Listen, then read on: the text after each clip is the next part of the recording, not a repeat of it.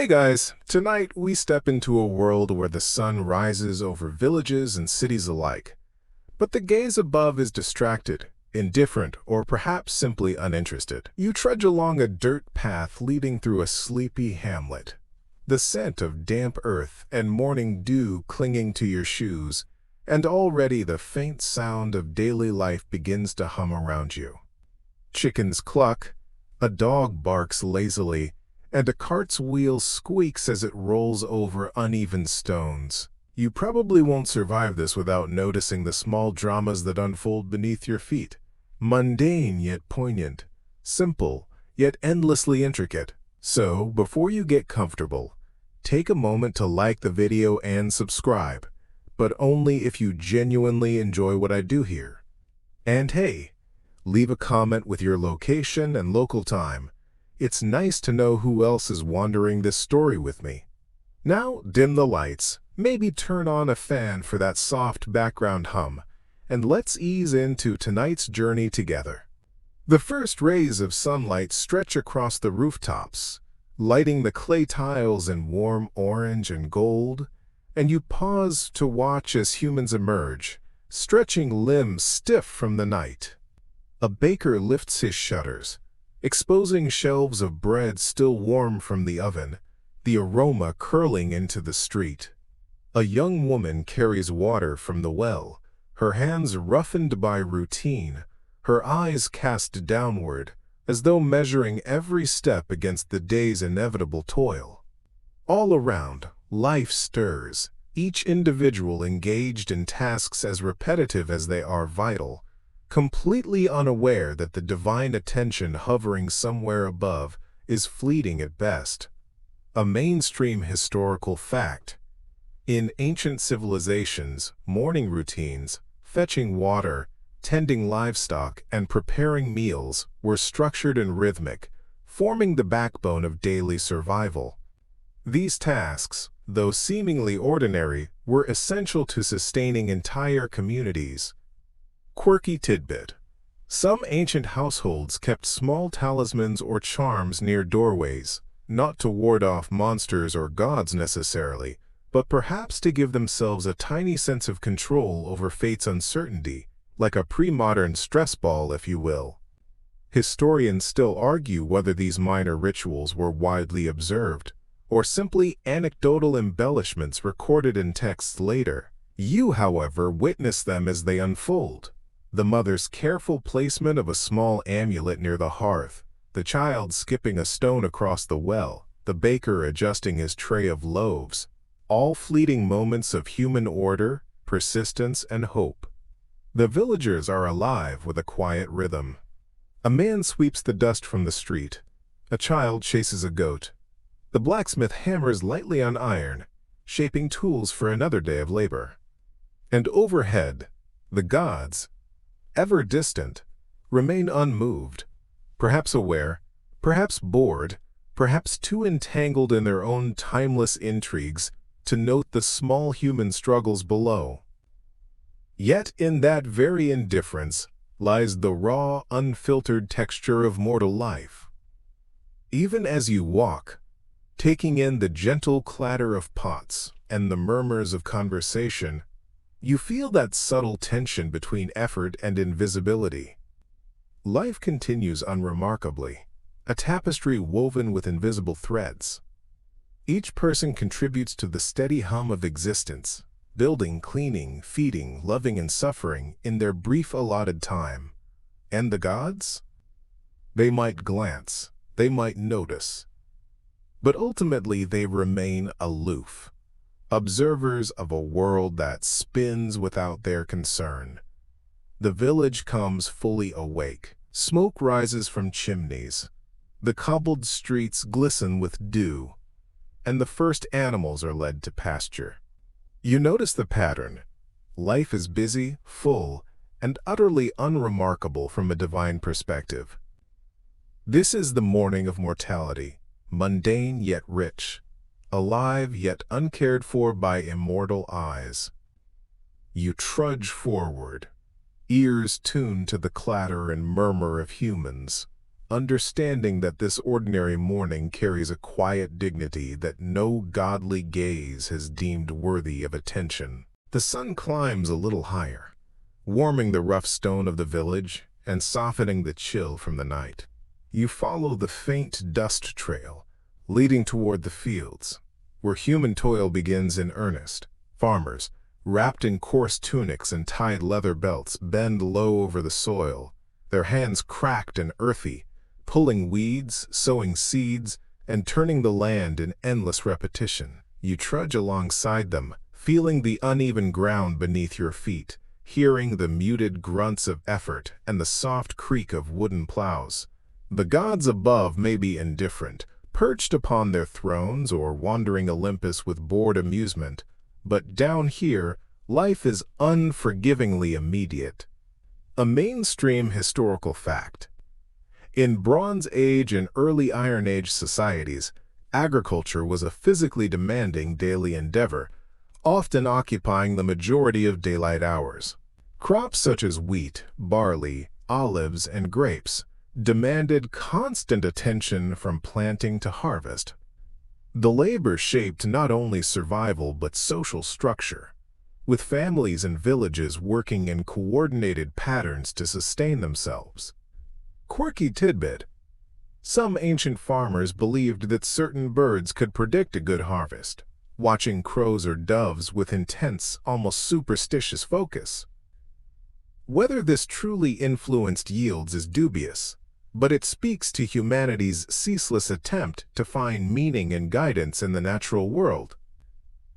Historians still argue whether such folk beliefs were genuinely ritualistic or simply anecdotes recorded by later observers to romanticize rural life. As you walk among the farmers, you see them pause now and then, glancing at the sky or muttering quietly, as if expecting a sign, even though nothing immortal descends to reward their labor. The heat rises from the soil, thick and dusty, mingling with the sweet tang of ripening grains. A woman stops to lift a water jug from a small trough, wiping her brow and scanning the horizon, wary of overexertion under the sun. You notice the rhythm of their movement, a choreography of survival, as they sow, water, and tend to livestock that graze nearby. Each motion is precise, honed over generations, yet utterly unnoticed by the divine eyes above. Joke 1. A boy tries to chase a runaway goat, tripping over the rough earth and tumbling into a shallow ditch, and you can't help but smile, imagining the gods shrugging and muttering, "Well, someone's learning humility today." Humor exists here, fragile and human, a counterpoint to relentless labor. A man wipes sweat from his forehead and inspects the soil, a furrowed brow betraying concern over the yield. He talks quietly to his neighbor about the weather, as if negotiating with fate itself. Another swings a scythe with careful precision, each cut measured, a tiny dance against inevitability.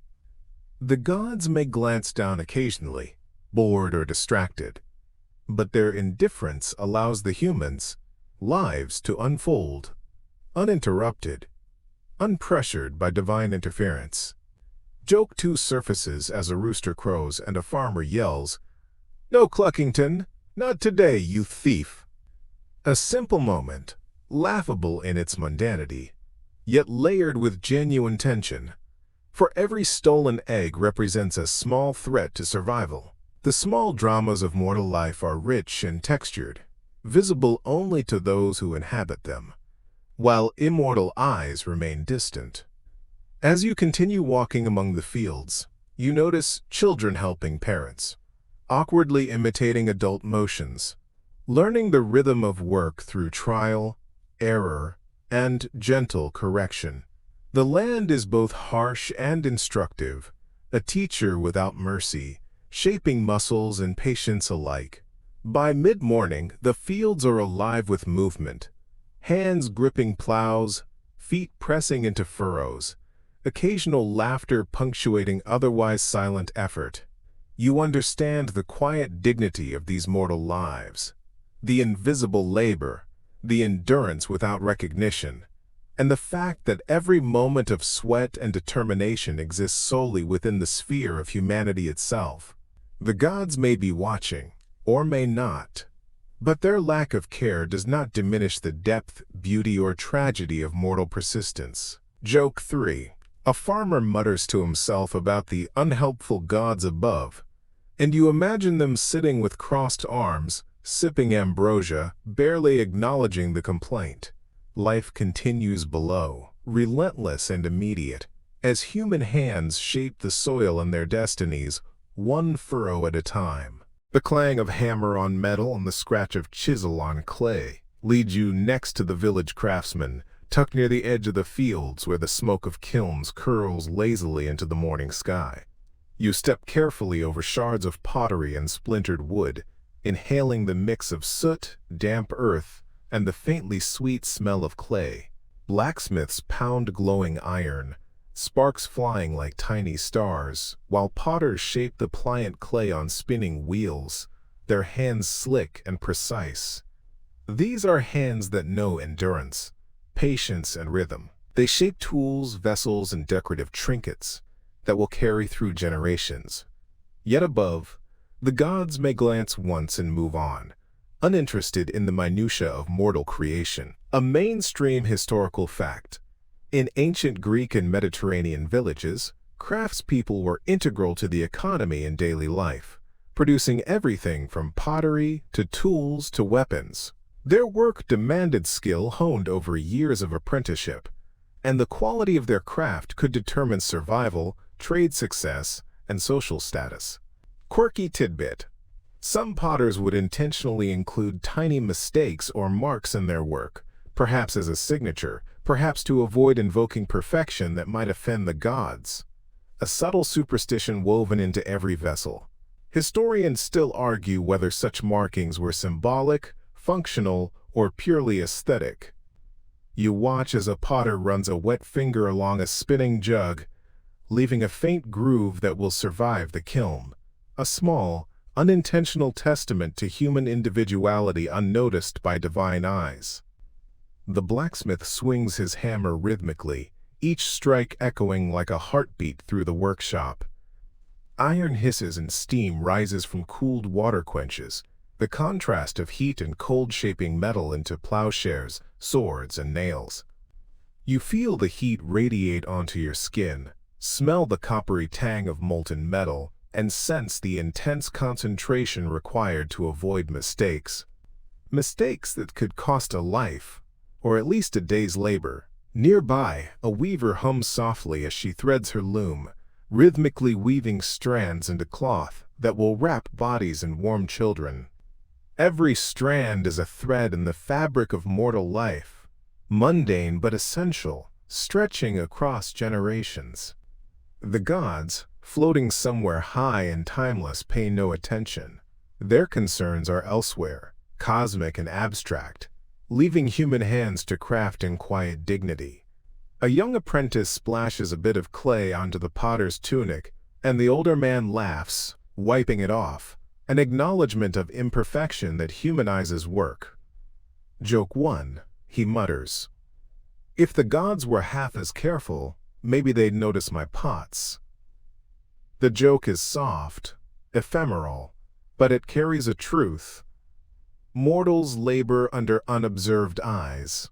Outside, the rhythmic scrape of the carpenter's plane smooths timber for a future home. Each shaving curls like a small spiral of effort, precise and delicate. A boy watches, attempting to emulate the motions, smudging his hands with sawdust. Here, learning and labor mingle, passing skill through touch and repetition, invisible to immortals. A woman molds small clay figurines, miniature humans in poses of dance and work, her fingers nimble and exact. You notice the level of care she gives, almost reverent, though no divine gaze acknowledges the artistry. Joke 2. A figurine topples accidentally, and she sighs. Even my little people have bad days. Imagine the gods managing this mess. The sun climbs higher, slanting warm light through the gaps in wooden shutters, illuminating every detail of work: hands, tools, sweat, sparks, and clay dust. You sense the blend of endurance, creativity, and routine, shaping daily life in its smallest components. Human ingenuity thrives without recognition, a testament to perseverance in the absence of divine scrutiny. Finally, you step back, taking in the whole workshop: the smell of wet clay, the metallic tang of the forge, the soft scrape of looms, and the concentrated silence, broken only by occasional laughter or exclamations. Life is dense here, tangible, built by human effort and observation alone. The gods above may glance, uninterested, leaving mortals to sculpt, forge, weave, and build on their own terms, unaware of how insignificant and yet how essential each act is in the vast tapestry of existence. Joke 3. The apprentice spills water on a freshly spun wheel, and the potter shrugs, muttering, "Perhaps the gods are testing patience today." And in this indifference lies the bittersweet essence of mortality. Humans labor, create, endure, and teach, all while immortal eyes remain largely indifferent, focused elsewhere on timeless concerns. The faint clang of metal fades behind you as you walk toward a cluster of training grounds where soldiers, young and old, hardened by practice and circumstance, ready themselves for another day of preparation. You feel the weight of the morning sun on your shoulders, hear the soft patter of boots on packed earth, and the dull thump of shields being hoisted, the groan of wooden swords flexing under deliberate pressure. This is the quiet orchestration of discipline and survival. No immortal eye pauses long to consider the care with which spears are balanced, armor polished, or shields strapped. Yet each adjustment carries the silent promise of life or death, known intimately by those who will wield them. A mainstream historical fact: in the Greek world, training for warfare began at a young age for men and boys, often under the guidance of older veterans. Physical conditioning, weapon drills, and tactical exercises were essential to maintaining city-state defense, with skills passed down meticulously through observation and repetition. Quirky tidbit: some soldiers reportedly carried small charms of protection in their sandals or tucked under armor plates, believing that even a minor symbol might sway fortune in battle. The charms were often improvised: a leaf, a carved pebble, or a knotted string. Historians still argue whether these charms truly affected morale, or were purely symbolic, a psychological gesture to make the unpredictable violence of war seem manageable. You watch as a young recruit adjusts a necklace of knotted string, eyes focused on the older soldier demonstrating a series of thrusts. His fingers tremble slightly, betraying both anxiety and reverence. The drillmaster's voice cuts crisply through the morning air, commands punctuating the soft rustle of leaves in nearby trees. You notice the rhythm, the measured swings of spears, the precise rotation of shields, the synchronized steps that form an unspoken language of survival. These mortals are immersed in the immediacy of life, testing strength and coordination, yet they move under the gaze of gods who may have seen this exact scenario countless times, and, nonetheless, do not intervene. A joke surfaces quietly as one recruit fumbles a practice spear and it skitters across the ground. "If Zeus had hands on this one, he'd still miss," mutters a fellow soldier with a grin, and laughter ripples across the training yard. Humor exists here as a counterbalance, ephemeral, human, and completely detached from divine attention. Nearby, an archer releases arrows at distant targets, each shot a negotiation with gravity and chance. You see the tension in his shoulders, the careful alignment of arm and eye, the patience required for success. It is a small theater of mastery, repeated endlessly, and yet utterly indifferent to the immortals above. You pass a small group practicing formations, shields locked shoulder to shoulder, spears poised. The coordination is near perfect, honed through repetition, argument, correction, and quiet counsel. Even as they sweat under the rising sun, they exist in a world governed more by physics and human understanding than divine concern. Another quirk emerges. Some soldiers train with imaginary opponents, mimicking famous feats from legends and myths they've heard around evening fires. They try to emulate heroic precision, even though no god has tasked them, watched them, or deemed them worthy of admiration. Historians still argue whether oral tales like these were widespread teaching tools or rare embellishments. Here, however, they are real, alive, and influential in shaping the rhythm of mortal effort. The sun now fully embraces the training ground, casting long, sharp shadows that cut through dust and sweat. You note the fine balance of fear and determination etched into every face, each body poised for instantaneous reaction. Life and death are abstract concepts for gods, yet for mortals they manifest in every misstep, every victory and drill, every tiny bruise acquired before battle. A final joke. A recruit stumbles while performing a dramatic mock charge, and his companions shout, "If Hades is watching, he's probably sighing." And you can't help but feel the subtle humor rooted in mortality itself, the knowledge that even the serious business of war leaves room for laughter. As you step back and observe the whole scene, you realize that the soldiers' training is a rhythm of survival, practice, and hope. The gods might glance lazily from Olympus, uninterested in the perfection or failure below, leaving mortals to navigate the fine line between life, skill, and chance under their own limited but very real agency. The morning drifts toward midday as you wander into the heart of the sunlit marketplace, a riot of color, sound, and smell. Merchants shout from stalls piled high with fresh fruits, woven fabrics, clay pots, and glinting metal wares, their voices overlapping in an intricate, almost musical chaos. You step carefully between the throng, inhaling the mingling scents of baked bread, crushed herbs, and sweat, and it occurs to you that here, more than in fields or workshops, the pulse of human life is palpable and immediate. Above, Olympus glimmers faintly in the distance, and you feel the imperceptible weight of eyes that may, or may not, glance downward, indifferent to the commerce, negotiations, and minor triumphs unfolding below.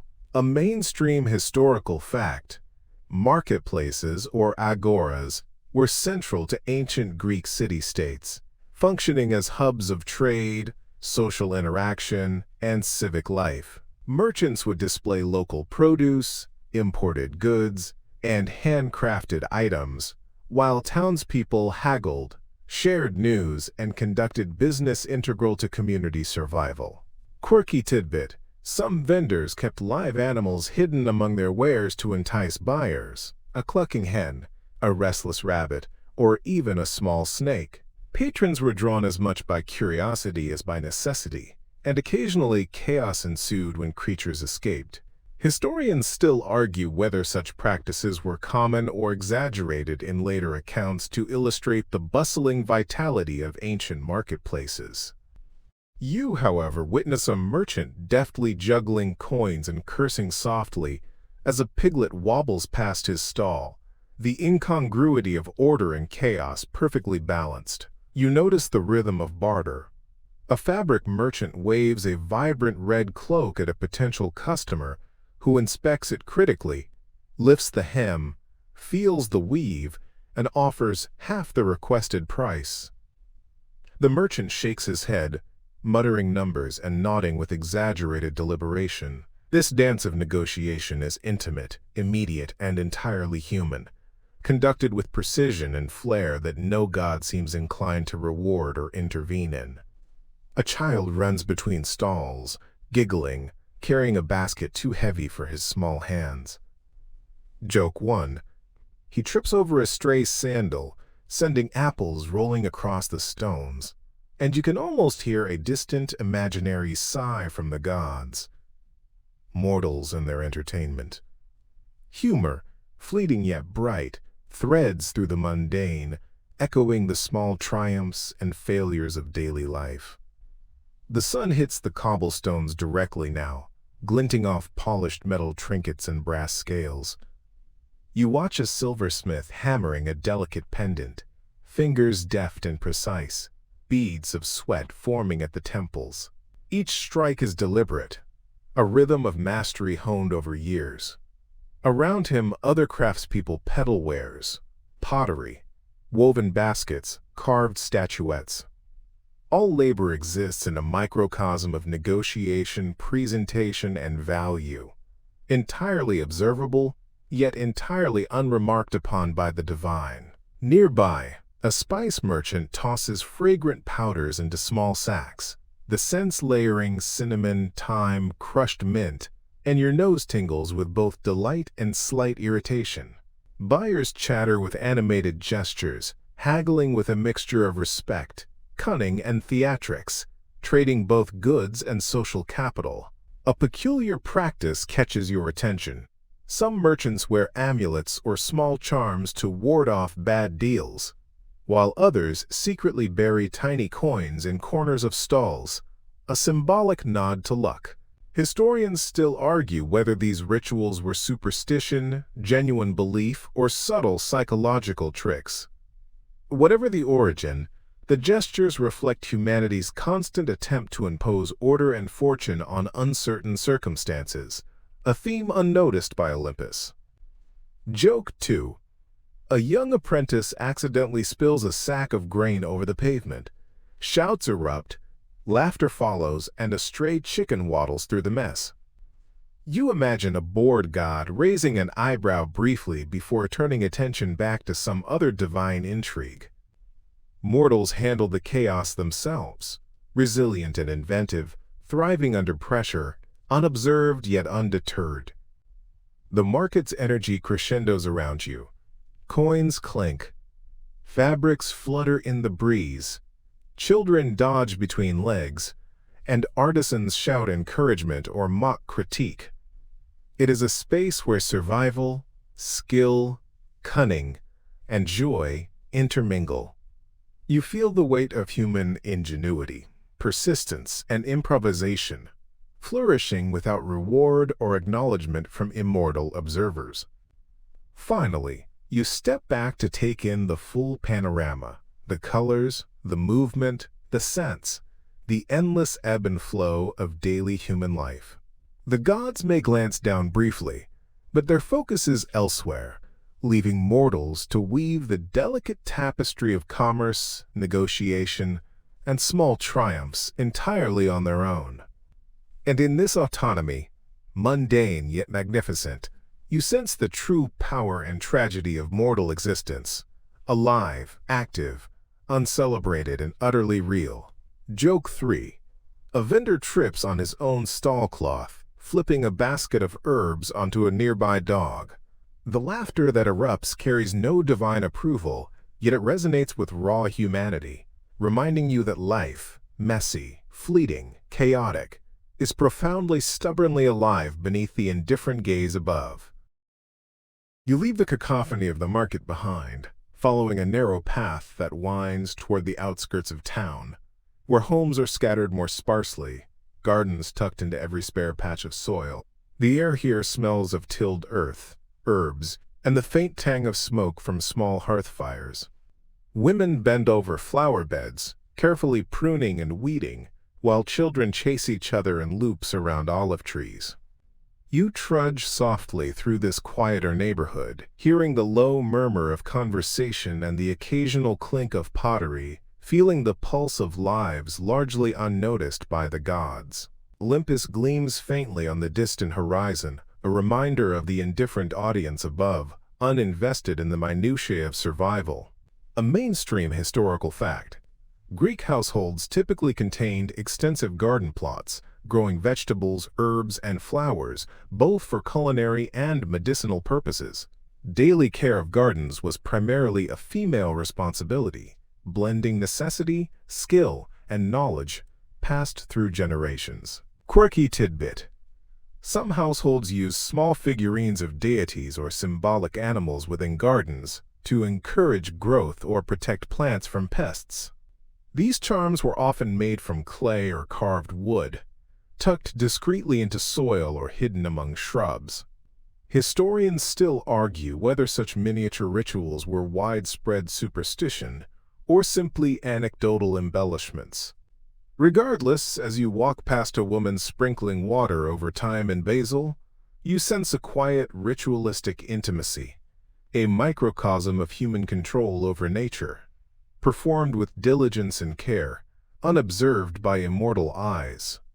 A child snatches a small bird from the garden, giggling nervously as it flaps between tiny hands, and a woman scolds lightly, but with affection. Joke 1. Don't hurt it. Zeus doesn't have time for animal complaints, she mutters, a wry acknowledgement of divine indifference that hangs in the air like the scent of jasmine. Life continues, chaotic and fragile, without oversight or intervention. You notice the interplay of labor and leisure. A man rests on a bench, polishing a wooden bucket while listening to a neighbor recount tales from the previous harvest. Storytelling, bridging work, and community. Their gestures are precise, honed through years, yet entirely mortal. A cat slinks silently among the garden beds, eyeing the birds, unaware that even the gods above are largely preoccupied elsewhere. The midday sun warms the roof tiles and wooden shutters, casting long, dappled shadows across the gardens. You feel the heat pressing softly on your skin, the soft hum of insects weaving a background rhythm, and the subtle breeze that moves leaves, hair, and garments. These elements are more than atmosphere. They form an invisible theater of life in which humans perform tirelessly, crafting sustenance, beauty, and order without divine applause. A woman gently massages the soil around young seedlings, ensuring roots are supported and water evenly distributed. Her hands are calloused, yet her movements are delicate, learned through repetition and intimate familiarity with the land. Nearby, a child imitates her gestures, fingers smudged with dirt, eyes wide with concentration. Joke 2. If Hades had to garden, he'd leave everything to rot, she whispers, a tongue-in-cheek acknowledgement of divine negligence.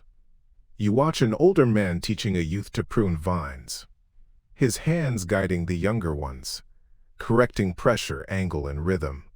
These subtle gestures are invisible to the distant immortals, yet crucial for skill transfer and survival. The labor is simultaneously mundane and sacred, a quiet testament to human perseverance and ingenuity. Quirky detail surfaces in a woman's use of crushed eggshells around seedlings, a folk method to deter pests and enrich soil. A tiny intersection of empirical observation and superstition. Historians still debate whether such practices were practical innovations, symbolic gestures, or a combination of both.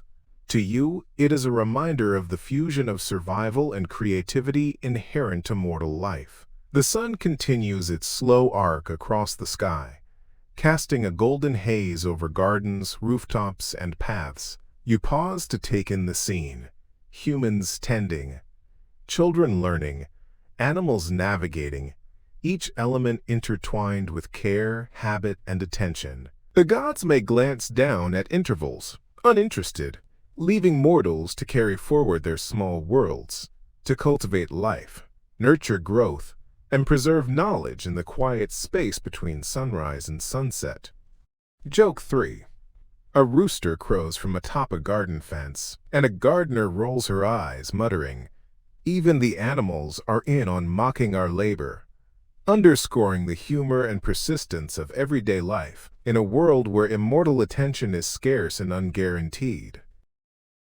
The path winds uphill now, and you find yourself at the edge of a small river, its surface rippling with sunlight, and the occasional splash of fish breaking through. Villagers gather here, filling jars, washing clothes, and cooling themselves in shallow pools, their movements slow, rhythmic, and entirely necessary.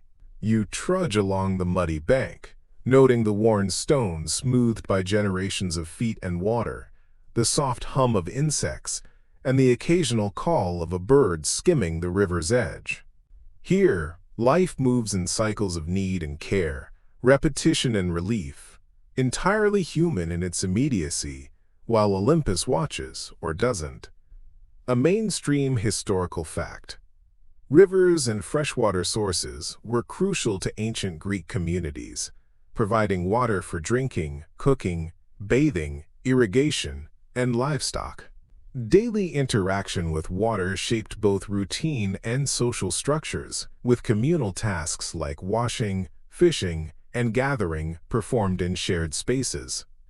Quirky tidbit: some villagers would toss small pebbles or coins into the river as a tiny offering, hoping to appease local spirits or encourage a fruitful catch, a gesture mixing superstition and gratitude. Historians still argue whether these small offerings were ritualistic or simply playful acts that became tradition over time. You observe a boy toss a pebble, laughing as it skips across the surface, unaware that the gods may have never registered such a fleeting moment. A woman kneels on the bank, rubbing laundry against a stone with methodical precision. Water splashes onto the surrounding earth, mingling with soil to form a soft mud underfoot. Joke 1. She mutters, "If Zeus had to do this, he'd demand a throne for every soak." And you chuckle quietly, imagining immortal boredom at the simplicity of human effort. Nearby, an older man adjusts a fishing net with careful hands, inspecting knots, stretching cords, and muttering about tides and currents. Every motion is deliberate, learned over decades of trial, error, and observation, yet performed without celestial oversight. The river itself offers feedback, gentle and immediate, a world in which mortals can measure cause and effect directly, without waiting for divine intervention. Children wait at the edge, stones in hand, practicing casts and skips, learning by repetition and playful competition. Laughter rings softly over the water, blending with the occasional plop of a fish or the scrape of a boat against the mud. You notice the improvisation, the careful observation of nature's rhythms, and the fragile confidence that comes with repeated practice. A quirk emerges as a fisherman whispers to his net, gently coaxing it to lie flat before the next cast.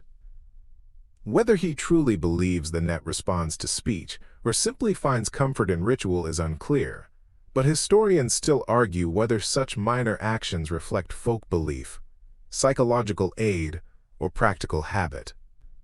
You watch and understand that here, human creativity and superstition intersect seamlessly, shaping routine into miniature stories of control over uncertainty. Joke 2.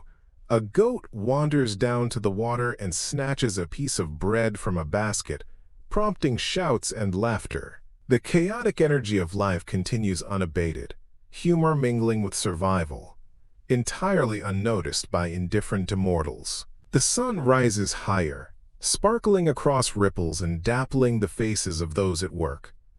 The sounds of labor, chatter, and laughter blend into a continuous rhythm, punctuated by birdsong, splashes, and the rustle of reeds.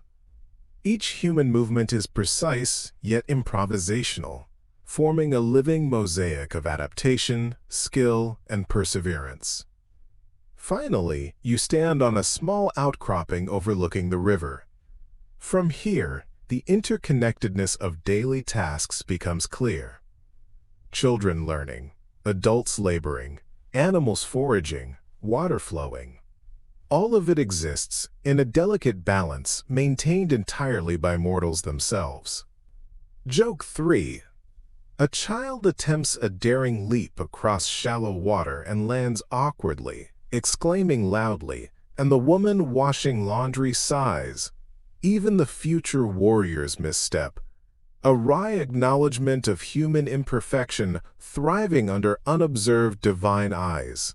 The river hums its timeless song, indifferent yet constant, mirroring the steady persistence of mortals who navigate life with ingenuity, patience, and humor, entirely autonomous beneath the gaze of Olympus. You continue your journey upriver, passing a small bridge crafted from weathered timber, the planks creaking softly beneath your feet. On either side, gardens and orchards stretch in uneven rows, a patchwork of green, gold, and brown, each plot a labor of love and necessity. Farmers bend low to prune, dig, and gather, their hands caked with earth, their breaths forming small clouds in the crisp air. This is the rhythm of sustenance, the quiet heartbeat of mortal existence, unfolding below a sky watched only fleetingly by gods who, if they glance at all, turn away without pause. A mainstream historical fact. Agriculture formed the backbone of ancient Greek society, with olive groves, vineyards, and small grain fields maintained meticulously by families. Techniques included crop rotation, pruning, irrigation, and selective harvesting, skills passed down through generations. Quirky tidbit. Some farmers claimed that talking to plants encouraged growth, whispering blessings or playful scolding to grapes, olives, and beans alike. They even timed work according to lunar phases, believing celestial alignment influenced success.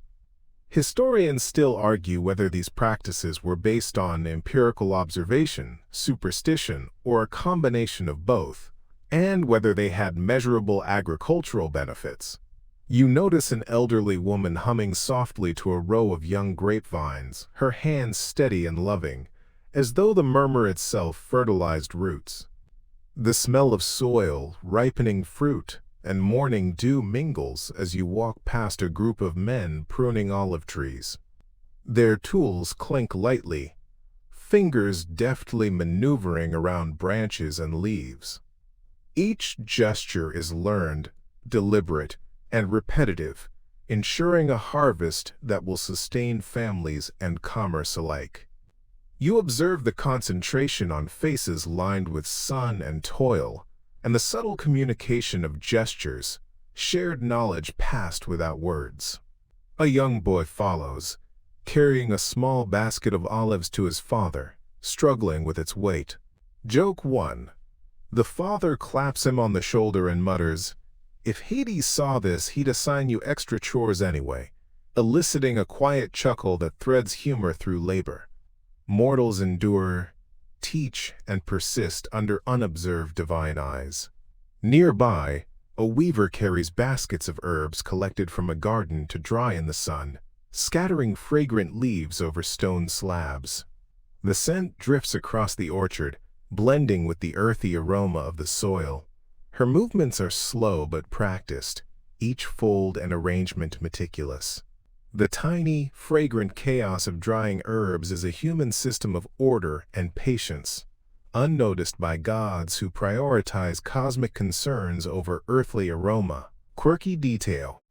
Some farmers tied ribbons or small charms to branches to please the spirits of the grove, believing the trees themselves might benefit from small signs of care. Historians still debate whether these actions were purely ritualistic, symbolic, or practical. You watch, fascinated, as the ribbons flutter in a gentle breeze, tangible evidence of human imagination woven into daily necessity. A man leans on a hoe, resting briefly, wiping sweat from his brow. His eyes scan the horizon, checking for clouds, assessing the soil, observing the subtle cues of weather.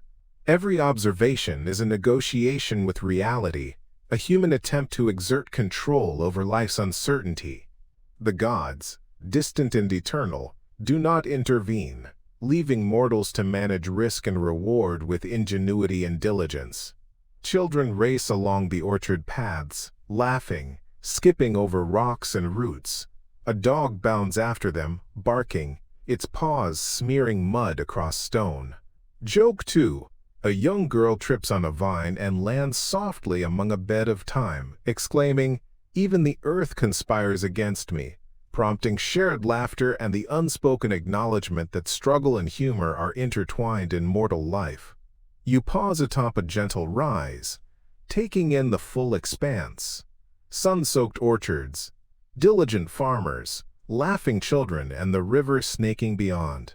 Every gesture, every drop of sweat, every whispered word to plant or tool is a testament to human persistence, creativity, and resilience. The gods may glance briefly, indifferent, leaving mortals to shape their world with skill, care, and humor. Joke 3. A farmer tosses a basket of figs to a neighbor, missing narrowly, and mutters, "If Olympus had hands, they'd probably drop it too."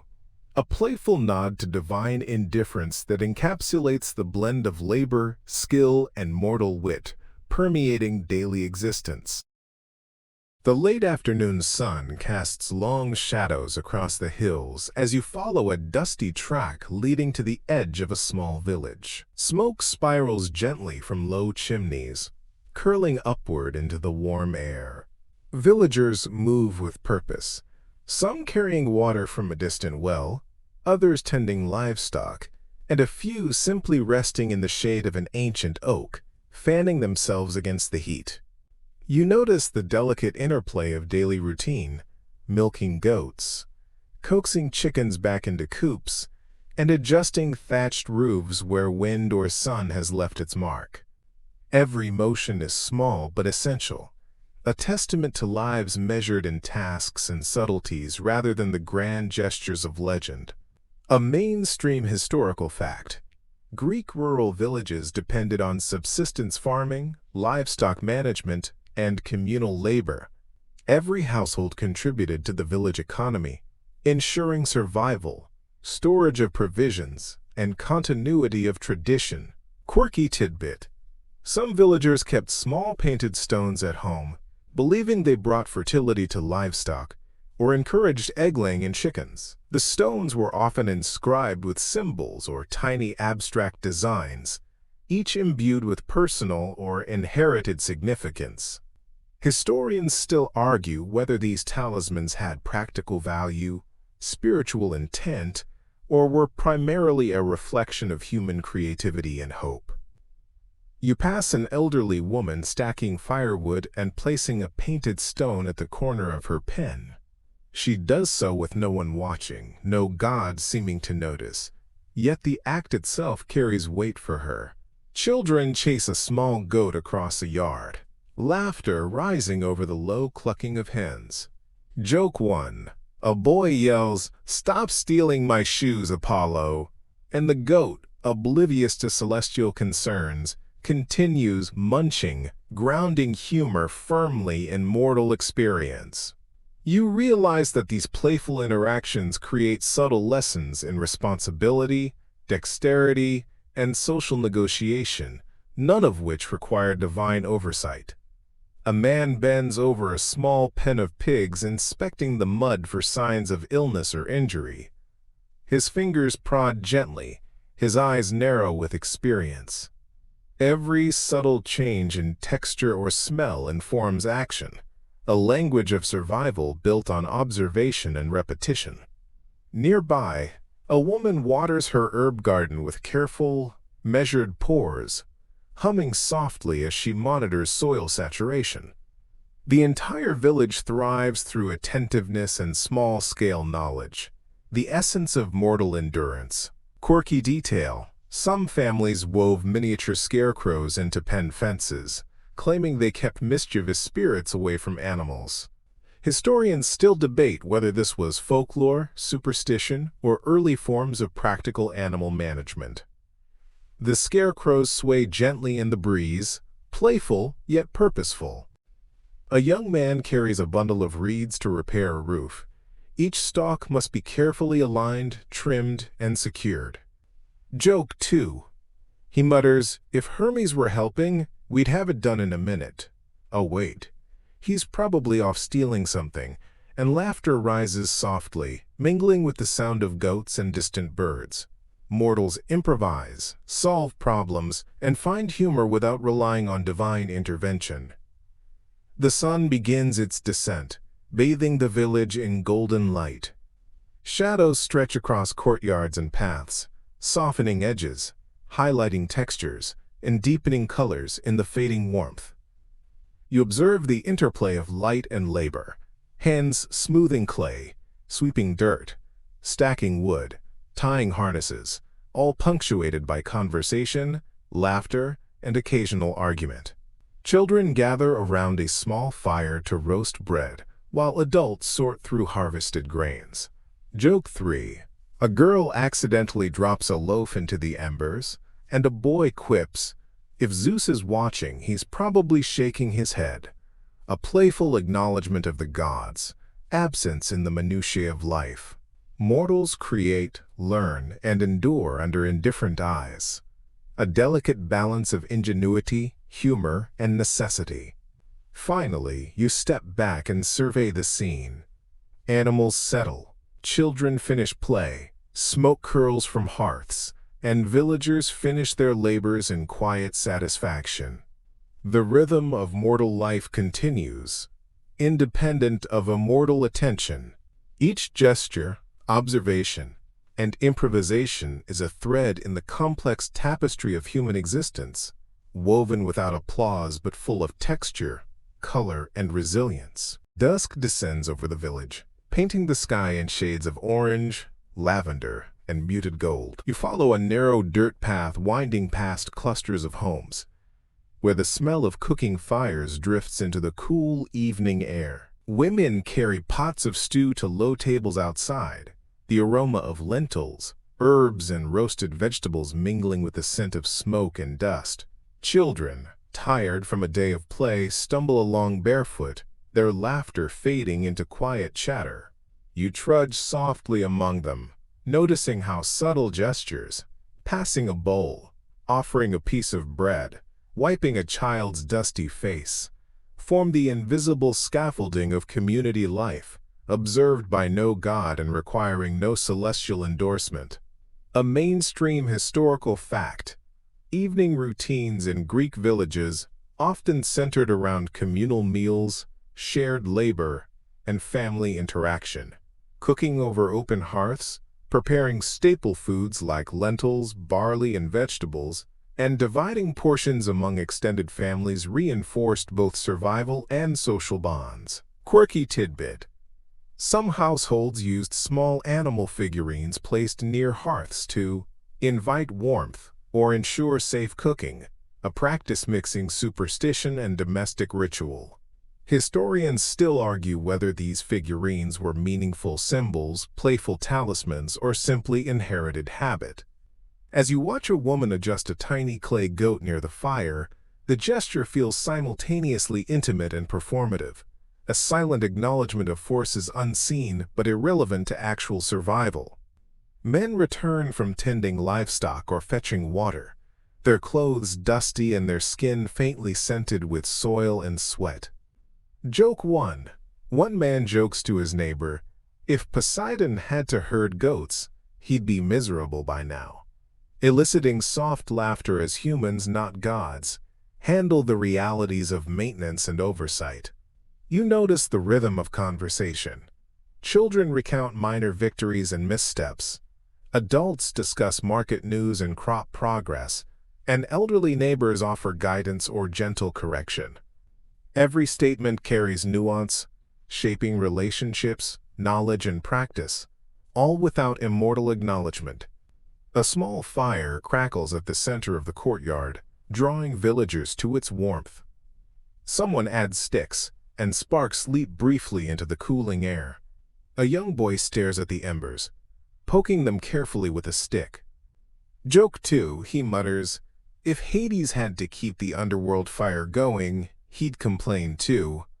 A playful nod to divine absence and the mundane responsibility of mortal life. Quirky detail. In some households, grains or herbs were scattered near hearths to attract prosperity or keep mischievous spirits at bay. Historians still debate whether these actions were genuine superstition, ritualized habit, or a blend of both. The scattering of tiny seeds in golden light suggests hope, care, and human imagination working quietly in everyday life. The night deepens, shadows stretching across walls and courtyards. Stars begin to emerge, faint at first, then in greater numbers as the sky darkens. You feel the hum of insects and the occasional hoot of an owl, the subtle soundtrack of a world that continues without divine interference. Mortals move within it with purpose and improvisation, ensuring sustenance, safety, and continuity. Children start gathering around their parents, ready for the night, while adults finish chores, sweeping dust, putting away tools, and tending animals. Joke 3. A girl yawns loudly, kicking her slippers under a bench, and her mother quips, "Even Athena would envy your timing," weaving humor into the rhythm of daily life and acknowledging that human effort is self-sufficient. Finally, you step to the edge of the village, looking back at the glowing windows, curling smoke and fading laughter. The scene is alive with practice, care, and improvisation. Humans navigating necessity, tradition, and creativity without celestial recognition. The day closes not with divine reward or reprimand, but with the quiet, resilient satisfaction of mortals maintaining their world under indifferent eyes. Night settles fully over the village, a deep velvet punctuated by the glimmer of stars and the pale crescent of the moon. You trudge along a narrow path that skirts the fields and orchards, now dim in the soft lunar glow. Crickets hum a steady background, blending with the occasional low bray of a donkey or the far-off bark of a dog. Smoke from last evening's hearths lingers faintly, carrying the scent of herbs and baking bread. The humans here move quietly, wrapping themselves in blankets or shawls, finishing late tasks, whispering to one another, or simply pausing to watch the night sky. The gods, if they watch at all, remain distant, unmoved by these small acts of labor and care. A mainstream historical fact. In ancient Greek villages, nightly routines involved feeding animals, securing homes, and preparing food for the next day, often by firelight or oil lamps. Domestic labor extended into the night, particularly during harvest or planting seasons, reflecting the cyclical demands of survival. Quirky tidbit. Some families place small jars of oil at windowsills, believing the flickering flame would guide wandering spirits or keep mischievous creatures away. These humble lights served both practical and symbolic purposes. Historians still argue whether such domestic rituals were largely superstition, practical precaution, or a blend of both. You watch a woman adjusting her lamp outside a doorway, the flame trembling in the night breeze, casting dancing shadows across her face in the courtyard. A man tends a small pen of goats, counting each one carefully before retreating to his home. Joke 1, he mutters, "If Hades were checking inventory, he'd probably get bored and leave the rest to me." And a child giggles from the doorway, a reminder that humor weaves into every human task. You notice the interplay of light and darkness. Shadows of trees stretch across walls. The gentle glimmer of oil lamps illuminates paths, and firelight spills onto stone steps and clay pots. These elements form a quiet theater in which humans perform, entirely unseen by indifferent gods. Quirky detail. Some villagers hung tiny bells on animals or doorways, believing the sound could ward off spirits or signal activity. Historians still debate whether these practices were symbolic, functional, or merely playful habit. The soft tinkle of a bell on a passing goat blends seamlessly with the nocturnal symphony. Children crawl into small beds or straw mats, whispering briefly about the day's adventures. You watch as parents adjust blankets, smooth hair, and murmur stories to ease the transition into sleep. The rituals are subtle, intimate, and entirely human. Gestures of care and continuity repeated across generations. Joke 2. A boy whispers to his cat, "Even Zeus can't judge my napping skills," and the animal curls up contentedly. A miniature mirror of divine indifference reflected in mortal humor. The moon climbs higher, illuminating fields, gardens, and rooftops with silver clarity. Every element of the village, the sloped roofs, stone walls, scattered tools, and sleeping animals, reflects human attention, care, and improvisation. Life proceeds without oversight, proof that mortals shape their own rhythms and traditions. Joke 3. A small dog barks at its own shadow, prompting laughter from a nearby window.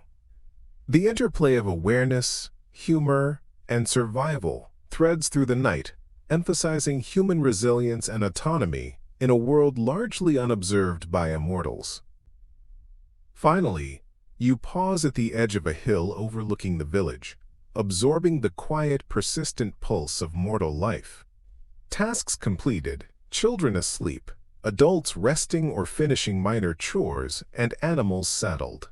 The stars watch silently as the humans below continue their routines, weaving small acts of care, humor, and skill into the larger tapestry of existence under eyes that remain distant and uninterested.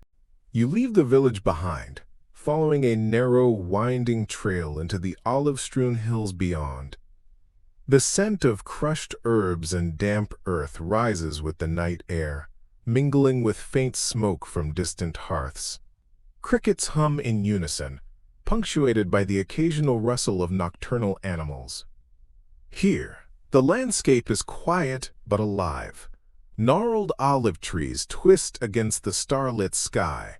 Rocky outcrops jut upward like miniature fortresses, and the soft shimmer of dew begins to form on low grasses. Every step requires attention. The uneven terrain demands care, balance, and awareness, lessons that mortals learn through repeated experience rather than divine instruction. A mainstream historical fact: ancient Greeks relied on olive trees not only for oil and food but also for wood, shade, and ritual purposes. Hillsides planted with olives required careful maintenance, pruning, and seasonal labor, forming an integral part of rural economies and community identity. Quirky tidbit: shepherds sometimes whispered to olive trees, claiming that gentle words encouraged growth or kept pests away. This unusual intimacy with nature mingled superstition with observation, a subtle attempt to influence life through ritualized attention. Historians still argue whether these verbal gestures had tangible benefits, or were merely symbolic acts reinforcing human agency over an uncertain world. You watch a shepherd bend low to inspect a tree's roots, murmuring softly as he adjusts the soil and clears weeds. The path narrows as you climb higher. Rocks scrape against sandals, and the slope grows steeper. Joke 1. A goat nimbly hops ahead, prompting a shepherd to shout, "If Hermes were here, even he couldn't keep up." The humor is practical, a momentary release from the focus required to navigate the terrain safely. You notice the nocturnal rhythm of human life in hills. Small fires flicker in distant farmhouses. Shepherds tend flocks with quiet vigilance, and the occasional bell or soft chant echoes across the valley. These small acts sustain life, a blend of practical skill, observation, and endurance independent of any immortal gaze. Quirky detail: some farmers carried tiny charms made of clay or bone to hang on olive trees or around flocks.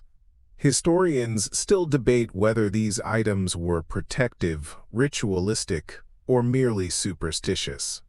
Their presence, swaying gently in the night breeze, adds texture to the human landscape. The wind rises slightly, brushing your face with cool air and carrying the faint scent of distant herbs, wood smoke, and dew. You pause atop a rocky ledge, observing the interweaving of human activity. Flocks moving, fires flickering, and tools stored neatly near fields. The rhythm of effort, care, and improvisation forms a silent pattern of survival. Joke 2.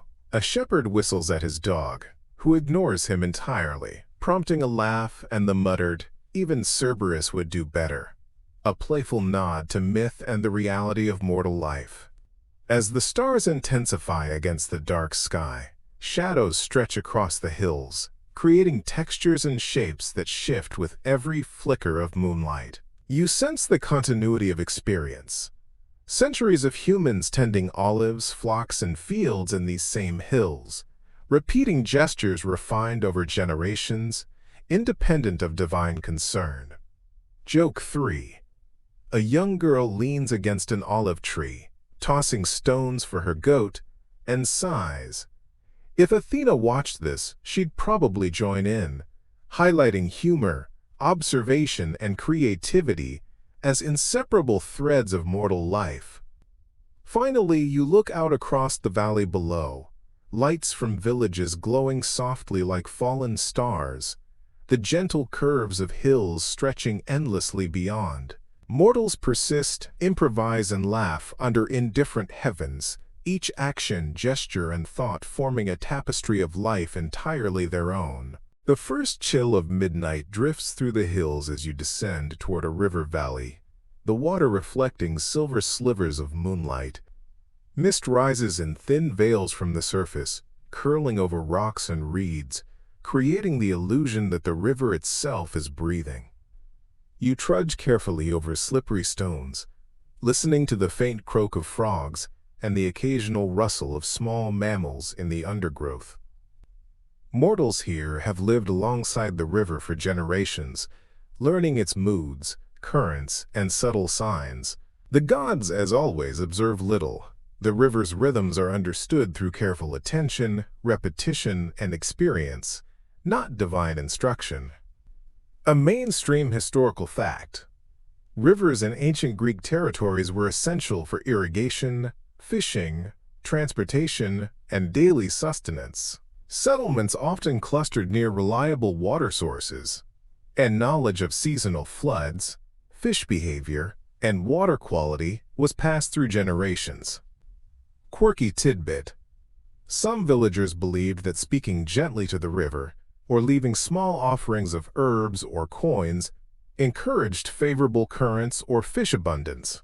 Historians still argue whether these practices were ritualistic, symbolic, or practical early attempts at environmental management.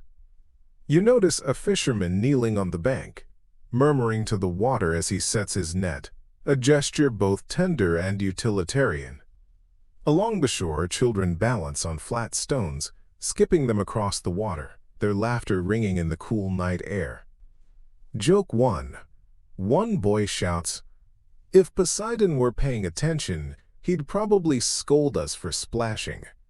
And the others giggle, aware that any divine reprimand is both theoretical and entirely unnecessary. You observe women washing clothes at a shallow bend in the river, rhythmic movements smoothing, scrubbing, and rinsing. Soapwort and ash are used to clean fabric, the water catching moonlight and forming sparkling threads that dissolve into darkness. Each motion is repetitive, precise, and learned, labor shaping life in a quiet, uncelebrated performance. Quirky detail. Some people left small pebbles in the riverbed as tokens to thank the water for its service, a mix of superstition and gratitude. Historians still debate whether these were meaningful offerings or playful habit. You notice the pebbles glinting faintly under moonlight, subtle reminders of human creativity and reverence without expectation of divine reward. A fisherman drags his net toward shore, pulling in a modest catch. He sorts the fish carefully, selecting those for the family, discarding a few smaller ones back into the water. Joke 2. He mutters to a cat perched nearby, Even Artemis wouldn't approve my sorting skills tonight, drawing a quiet laugh from a companion standing nearby. The riverbank is alive with small, deliberate gestures, tying ropes to stakes, adjusting nets, stacking firewood, and murmuring to livestock nearby. All these acts underscore the autonomy of human life and the attention it demands. Mortals persist through experience, ingenuity, and careful observation, rather than celestial oversight. Joke 3. A girl tosses a small bundle of herbs into the water, whispering, "If Hades noticed, he'd probably take them to the underworld anyway." Mixing humor with ritual, care, and imagination in ways that sustain community life. Finally, you pause at the river's bend, watching the mist curl over stones, reeds, and fish fins. Every gesture, movement, and improvisation reflects knowledge, continuity, and humor, the essential elements of human existence observed, but not directed, by indifferent gods. The river flows steadily, a mirror to the unacknowledged resilience, skill, and patience of mortals navigating lives entirely their own. The night deepens, and you leave the riverbank to climb the ridge of a nearby hill, where wild herbs, low shrubs, and jagged rocks create a patchwork of textures under the moonlight. Each step is deliberate. You feel the uneven ground beneath your feet and the soft sway of grass brushing against your legs. From this vantage, the village below looks like a scattering of tiny lanterns, fires burning in hearths as families finish their evening routines. The faint smell of baking bread and smoke drifts upward, mingling with the earthy scent of the hillside. Mortals navigate the darkness with skill, improvisation, and quiet attention. Nothing in these actions requires divine intervention, though the backdrop of stars might suggest otherwise. A mainstream historical fact: hillside terraces in ancient Greek regions were used for growing olives, grapes, and herbs.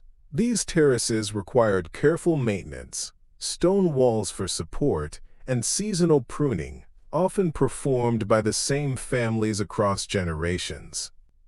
Quirky tidbit: some farmers tied colored ribbons to young olive saplings, claiming the colors would encourage growth and fortune.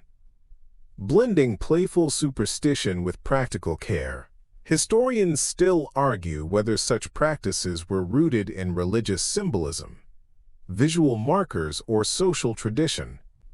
You notice a small cluster of saplings with faded ribbons swaying in the night breeze, a testament to human hope and creativity.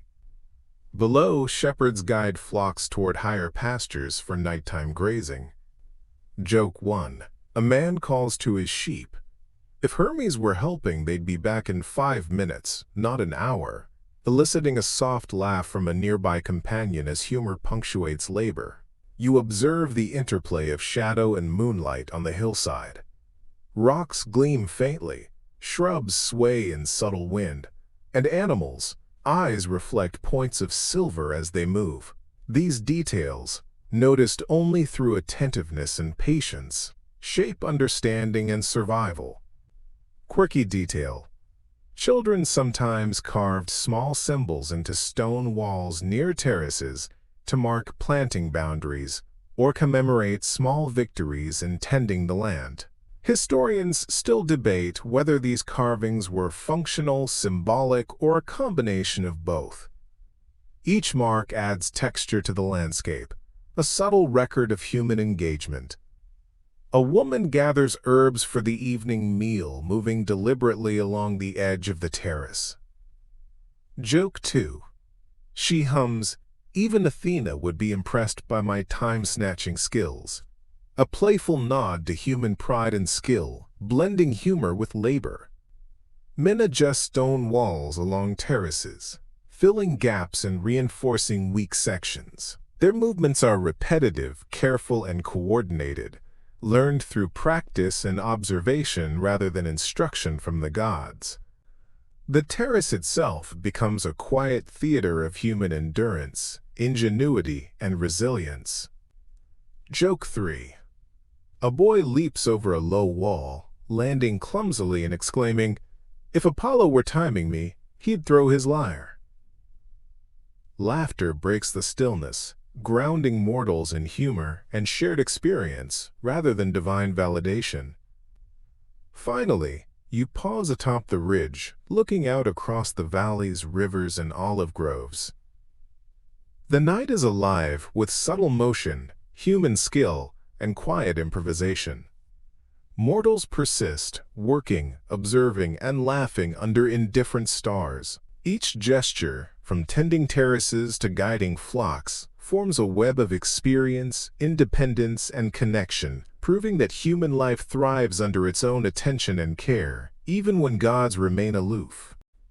Toward the edge of night, when darkness feels thick but not yet heavy with sleep, you follow a worn road leading toward a small town square.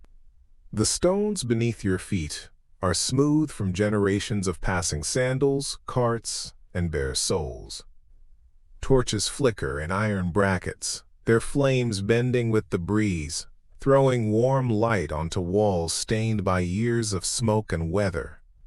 The square hums softly, not loud, not celebratory, but alive with the quiet energy of people refusing to let the day end without one last shared moment. This is where mortals briefly pause their labor, not because the gods demand it, but because their bodies and minds quietly insist. A mainstream historical fact: public squares and agoras in the ancient Greek world functioned as social, economic, and cultural centers, hosting markets, festivals, and informal gatherings well into the evening hours. Even in smaller towns, these spaces acted as communal anchors. Quirky tidbit: some towns rang small bells or struck stones together at dusk, signaling that trade should slow and social gathering could begin. A sound less about authority and more about rhythm. Historians still argue whether these signals were enforced rules or simply widely accepted customs shaped by shared habit. You hear a faint metallic clink echo across the square, prompting merchants to pack away scales and baskets without complaint. Musicians gather near a low fountain, tuning lyres and pipes.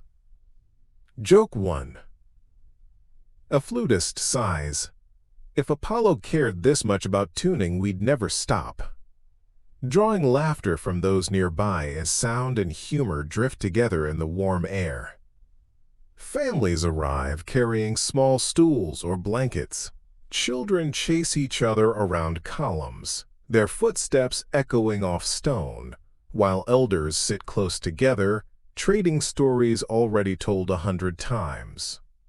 The square becomes a breathing organism of voices, movement, and shared presence. No sacrifice is made, no prayer demanded. This gathering exists simply because humans enjoy being together. Quirky detail: some people toss a single coin into the fountain, not as an offering to gods, but as a private wish or habit learned in childhood. Historians still debate whether these gestures were religious remnants or personal superstitions stripped of theology. The water ripples briefly, then settles, indifferent like Olympus itself. A small group begins dancing in a loose circle, feet tapping in uneven rhythm. Joke 2. One man stumbles and laughs, saying, "Even Eris wouldn't survive this choreography," reminding everyone that perfection has never been the goal. Food appears: flatbread torn and shared, olives passed from hand to hand, watered wine poured into chipped cups. The smells mingle with torch smoke and warm stone, grounding the moment in comfort and familiarity. These are not feasts sung by poets, but modest pleasures that sustain morale and connection. Joke 3. A woman raises her cup and declares, "To the gods, for ignoring us so we can enjoy this," earning a ripple of quiet laughter and nodding agreement. As the night deepens, conversations soften. Music slows. One by one, families drift away, leaving the square to shadows and cooling stone. You linger at the edge, watching the last torch sputter low. The gods remain distant, unchanged, unmoved, but the square has done its work. Mortals have rested, laughed, shared, and remembered themselves, proving once again that meaning does not require divine attention to exist.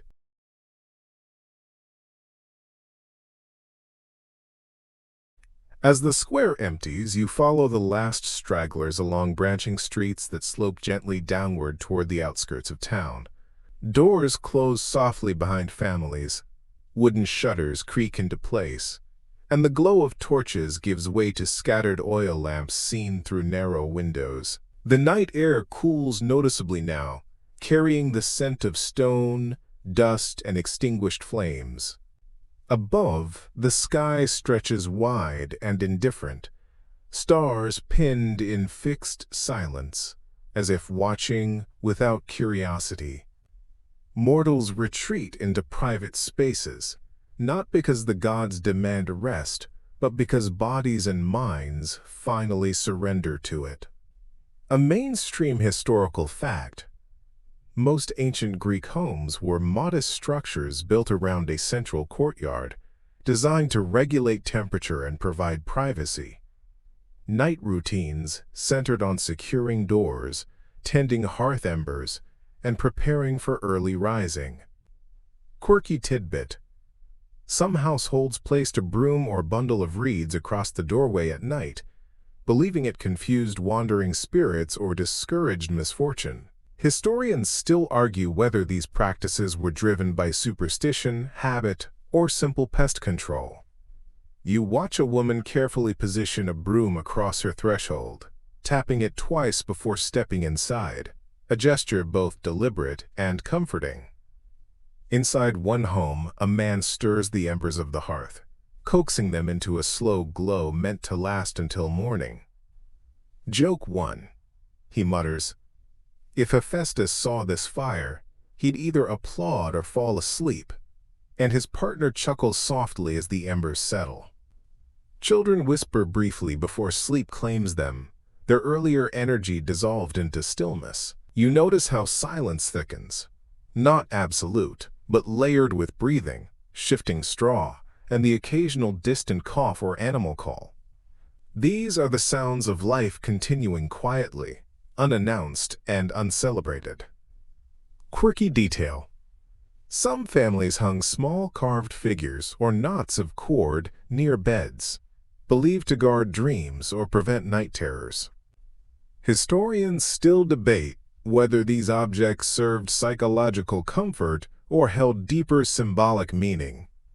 You see one such charm swaying slightly in the lamplight, casting a crooked shadow on the wall. Outside, travelers who lack homes arrange themselves near walls or under overhangs, wrapping cloaks tightly around shoulders. Joke 2. One man sighs, "If Zeus wanted me indoors, he'd have invented better roofs," earning a tired laugh from his companion. You pass a stable where animals shift and snort softly, their warmth steaming faintly in the cool air. Even here, routine persists. Feeding, checking bindings, whispering reassurance. The gods neither bless nor curse these moments. They simply pass unnoticed. Joke 3. A boy yawns dramatically and announces, "I'll outsleep Hypnos himself," before collapsing onto a mat, drawing a soft round of laughter that fades into quiet. As the town settles fully into sleep, you pause at the edge of the road, listening to the layered silence. Every door closed, every ember banked, everybody at rest speaks to endurance rather than devotion. Mortals sleep not under divine protection, but under their own careful preparations and shared knowledge. Above them, the stars remain cold and distant, while below, human life continues, quiet, resilient, and entirely its own. The night reaches its deepest stillness just before dawn, That fragile hour when even the insects pause and the air seems to hold its breath. You walk along the outskirts of the town where fields stretch outward into shadow, their boundaries marked by low stone walls and wooden posts. Dew settles thickly on grass and soil, soaking the hems of cloaks and darkening the earth with quiet insistence. Somewhere, a rooster shifts but does not yet crow, as if uncertain whether the world is ready to begin again. The gods, if they notice this threshold between night and day, give no sign. A mainstream historical fact. Ancient agricultural communities relied heavily on pre-dawn labor during planting and harvest seasons, using the cooler hours before sunrise to work fields efficiently and avoid midday heat. Quirky tidbit. Some farmers believed that the first footsteps taken into a field before sunrise determined the fortune of the entire day, leading them to step carefully or mutter short phrases for luck. Historians still argue whether such beliefs influenced productivity or merely provided psychological comfort in a demanding routine.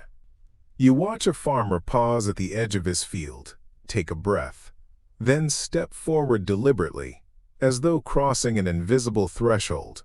Torches are relit near barns and storage sheds. Hands move with practiced certainty, checking tools, tightening straps, lifting baskets that creak softly under their own age. Joke 1. A man hoists a sack and grunts. If Atlas had tried this, he'd have asked for help, earning a tired smile from a nearby worker. The land itself seems to wake slowly. A breeze stirs the tops of grain, sending ripples across the fields like breath moving through fabric. You notice how farmers read these signs instinctively, adjusting plans without discussion. This knowledge, passed down through observation rather than divine decree, governs survival. Quirky detail. Some fields bear small piles of stones at their corners, said to mark boundaries not just for neighbors, but for unseen forces. Historians still debate whether these markers were legal, ritual, or symbolic. The stones glisten faintly with dew, mute witnesses to human intention. A woman scatters feed for birds near a shed, not out of generosity, but to keep them from the grain later. Joke 2. She shrugs and says, even gods have to negotiate with nature. A practical philosophy disguised as humor. As light begins to thin the darkness, colors slowly return. First gray, then blue, then the faintest hint of gold. Figures move more confidently now, conversations resuming in low murmurs. No one announces the coming day.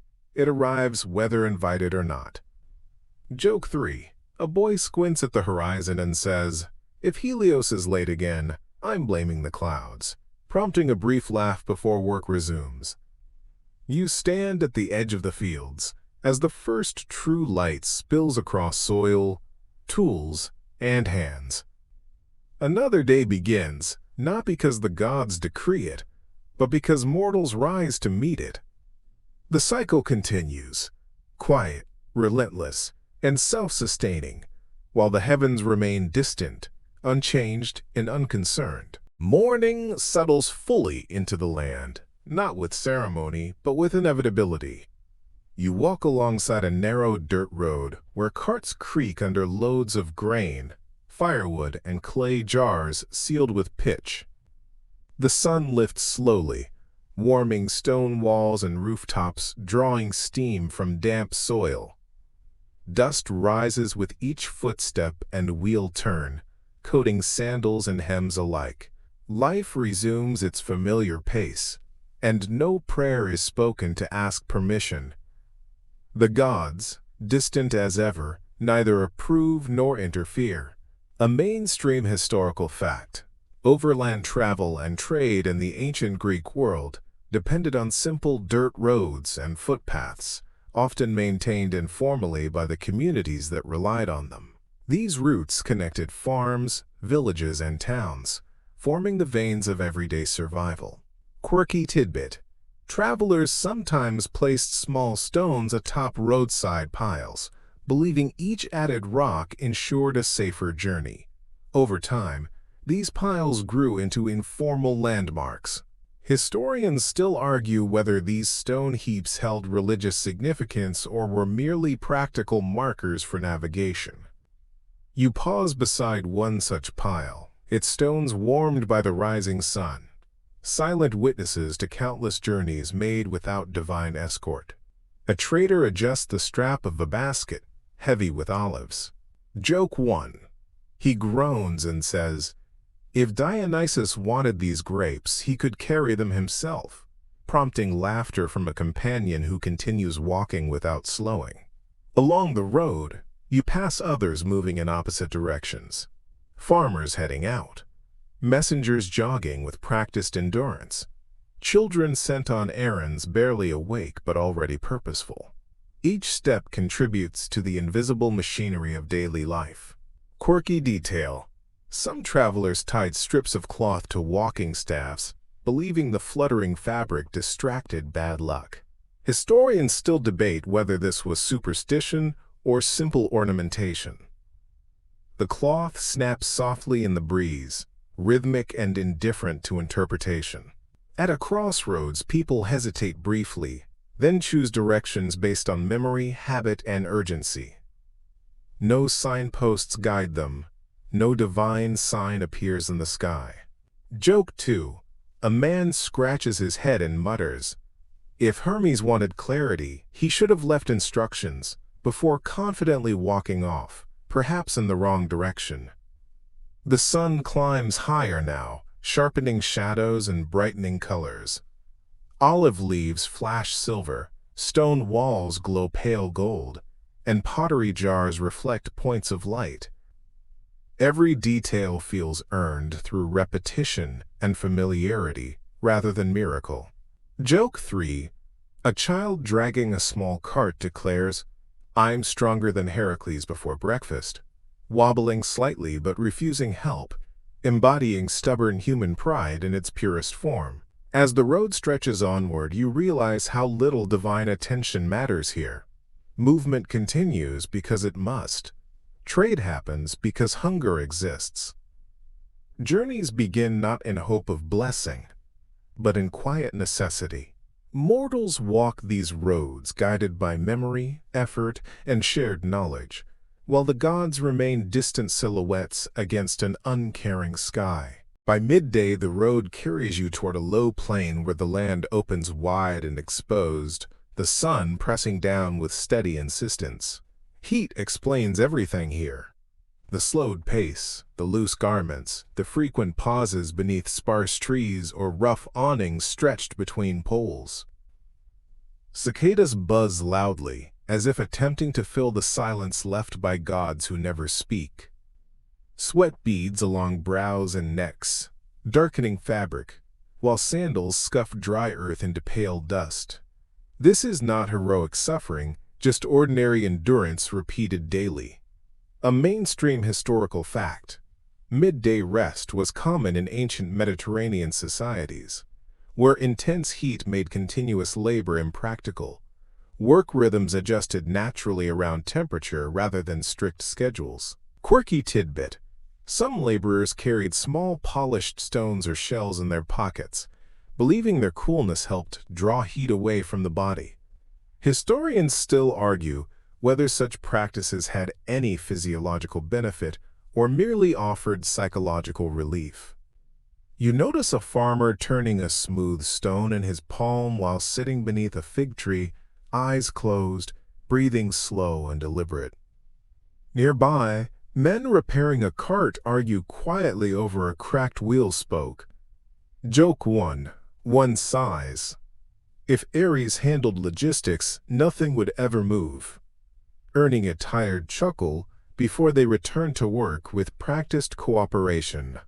Under a makeshift canopy, women share water and bread, tearing pieces carefully to make them last.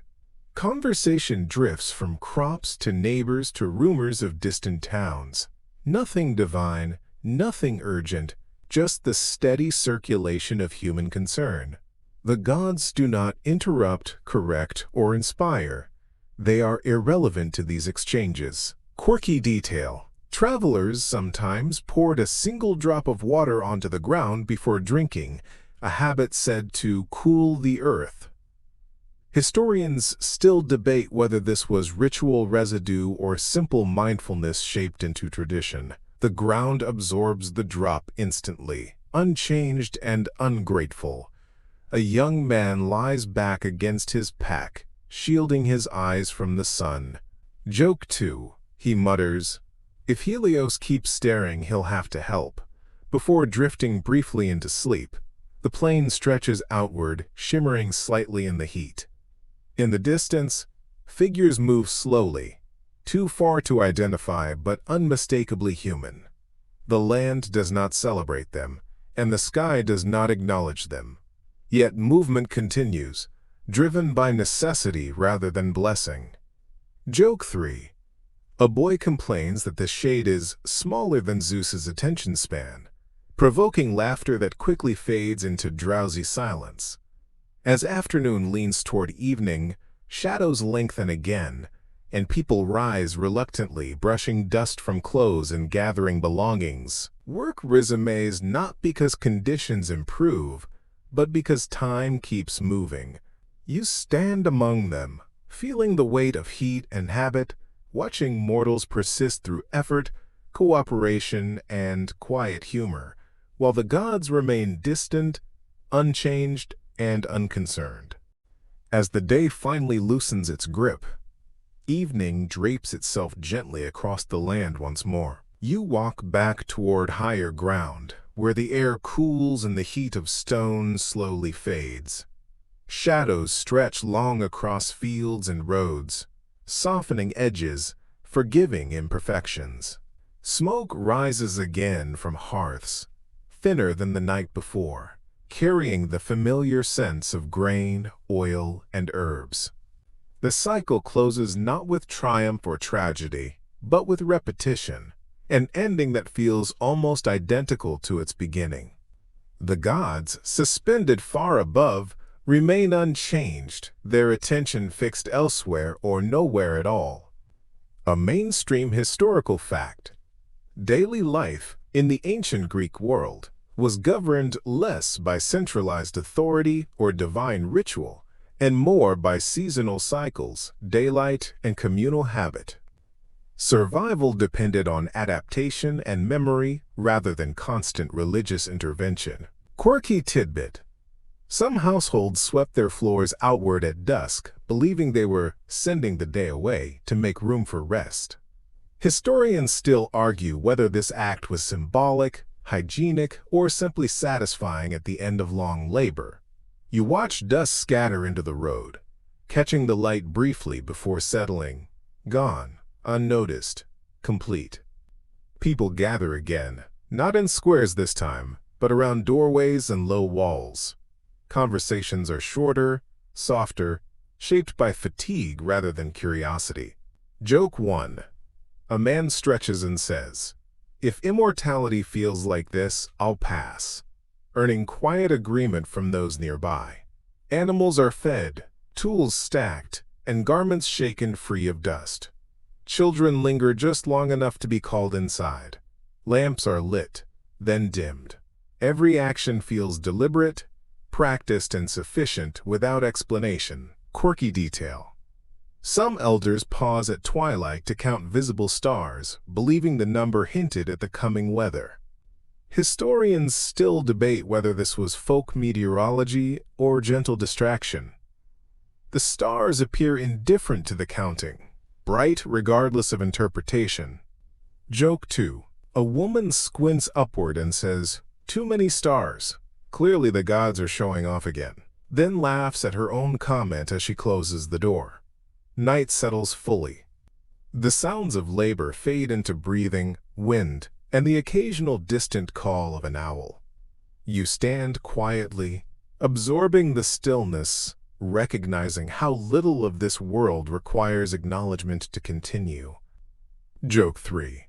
Someone murmurs from a nearby house, "If the gods are watching now, they're definitely bored," and the thought feels accurate, even comforting. The day ends as it began, through human effort, habit, and resilience. Mortals sleep, wake, work, and laugh beneath skies that do not respond. Meaning is built anyway, slowly, deliberately, thread by thread. And as you let the final sounds drift away, the world proves something simple and enduring. Life continues not because it is seen, but because it is lived. Now, as promised, a gentle wind down to carry you out of the story and toward rest. The world you've walked through tonight does not ask for belief, praise, or fear. It simply breathes. Fields rise and fall, roads stretch onward, lamps flicker and fade. The gods, distant and unmoved, become less important the longer you listen to the quiet rhythm of human life. You feel your own breathing slow, your thoughts loosen, like dust settling after a long day's travel. Somewhere, a door closes softly. Somewhere else, someone turns over in sleep. These small motions ripple outward, unseen but real. You don't need to follow them, you don't need to understand them. You can rest, knowing that life will continue its patient work without you for a while. So let the images blur, let the sounds soften, let the road fade into darkness. You've walked far enough for tonight. Sweet dreams,